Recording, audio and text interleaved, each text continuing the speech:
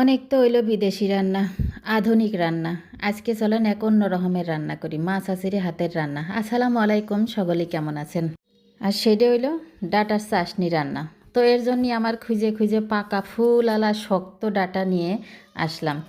তারপরে ধরেন এই ডাটা গুনন ভালো করে এসরায়া পরিষ্কার করে নিতে হবে। আরেকটা দুঃখের কথা সেটা হইলো এসরায়ের ভিডিওটা আসলে দিতে পারলাম না, কারণ ওইটা হচ্ছে ডিলেট হয়ে গেছে।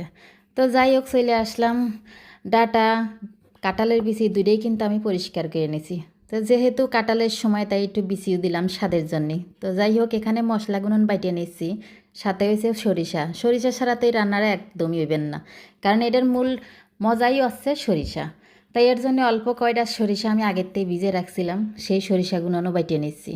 তো এই তরকারিতে আমি সম্পূর্ণ কিন্তু কাঁচামরিচ, অল্প একটু গুঁড়ো মরিচ ব্যবহার করব, এর জন্য বেশি করে কাঁচামরিচই আমি বেটে নিলাম। তো তারপরে চলে আসলাম রান্নাবান্নার কাছে।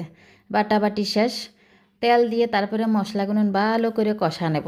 তো সরিষা যেহেতু ভালো করে মশলা বেশি করে কষান লাগবে, আর তা নাহলে কিন্তু একটু বেশি গন্ধ করবেন। তো এর জন্য আমি সকল মশলা দিয়ে ভালো করে পানি দিয়ে মেলাক্ষণ বইরে এটা কষাবো। কষানির পরে আমি বিচি আর হচ্ছে ডাটা একসাথেই দিয়ে দেবো। যেহেতু ডাটা শক্ত তাই ডাটাটা সিদ্ধ হতে সময় লাগবেন, বিচিও কিন্তু সময় লাগবেন। এর জন্য আমি দুইটা একসাথেই দেব, দিয়ে ভালো করে মেলাক্ষণ বইরে কষাবো। কষাতে কষাতে কষাতে কষাতে কিন্তু বেশিক্ষণ কিন্তু লাগে না এটা রান্না করতে। তারপর একটু বেশি করে পানি দিয়ে দেবো, পানি দিয়ে দেখেন হয়ে গেছে। তো সকলেই ভালো থাকবেন। আর আমার ভিডিও কেমন লাগলো অবশ্যই আপনারা কমেন্টে জানাবেন। আপনারাও বাসায় ট্রাই করে দেখতে পারেন কেমন লাগে। আল্লাহ হাফেজ।